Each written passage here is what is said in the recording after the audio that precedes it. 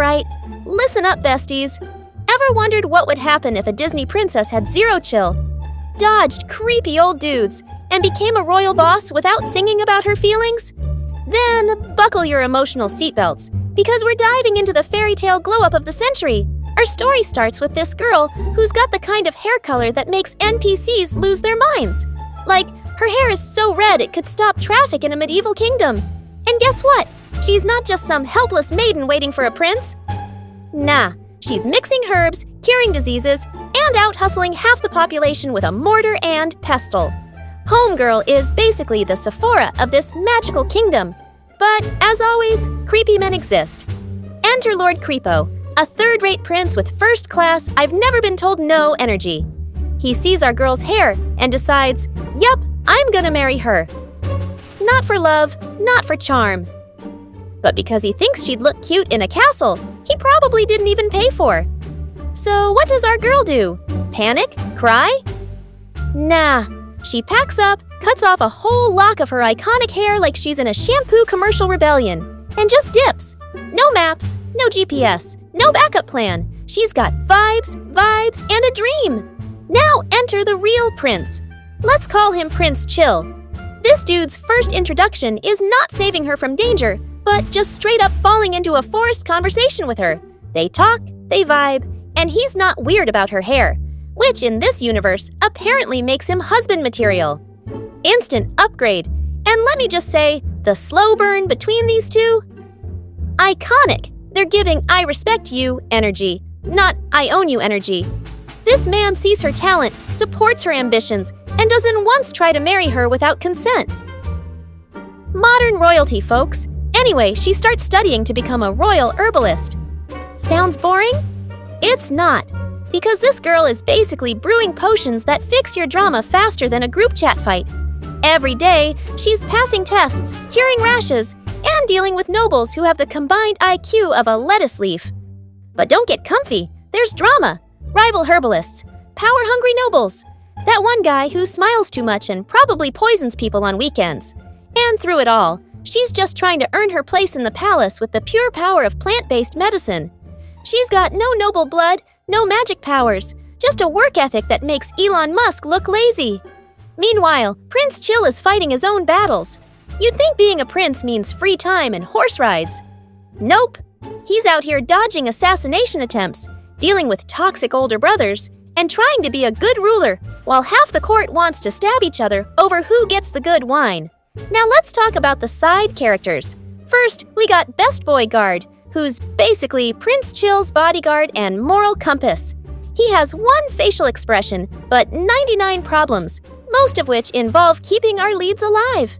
Then there's Quiet Alchemist Girl, who looks like she's gonna curse you, but really just wants a hug and a lab assistant. And of course, we got Sassy Butler, the only one with common sense and the occasional savage one-liner. Every episode is a combo of court politics, herbal lore, character growth, and subtle flirting that'll make you scream, "Just kiss already!" But they don't, not yet, because this show is all about the long game. Slow burn? Nah, this is slow roast. They're marinating those feelings for 3 seasons. There's also this whole vibe where every noble in the kingdom either wants to marry her, kill her, or sabotage her tea. And she's out here dodging death, passing exams, and giving TED Talks about the healing properties of mint. Iconic behavior. And the animation? It's giving pastel watercolors with serotonin. Every scene is so pretty it makes your room look like a potato. And the OST, literal soul food.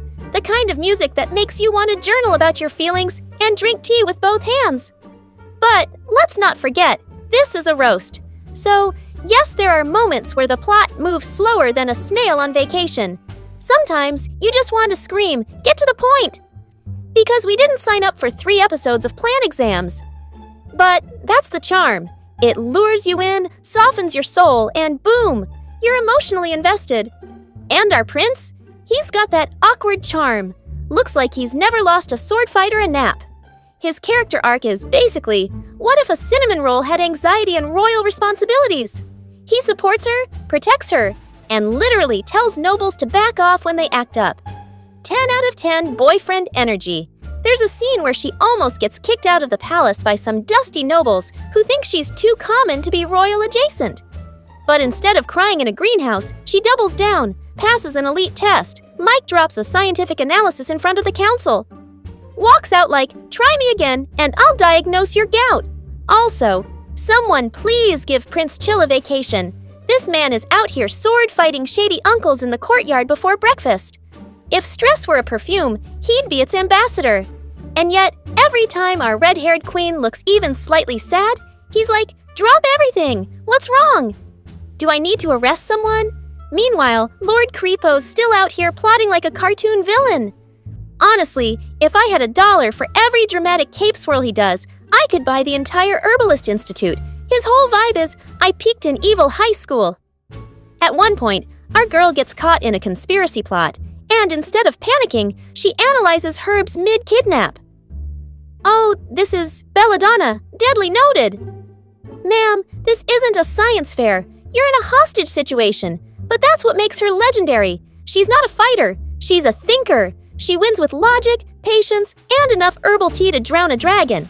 And let's be honest, there's something iconic about a girl who walks into court politics with nothing but a satchel of plants and a dream. The vibes are immaculate. The drama is refined. The romance is a long, slow emotional earthquake that builds across stolen glances and garden strolls. And the roast? Eternal. If you haven't binged this fairy tale with flavor, what are you doing? Watching toxic high school love triangles again? Level up. Now, if you made it this far, drop a comment with your favorite herbal remedy, smash that like button harder than Creepo Prince's ego, and subscribe before your garden gets infested with magical aphids. This was the fairy tale roast you didn't know you needed. Peace!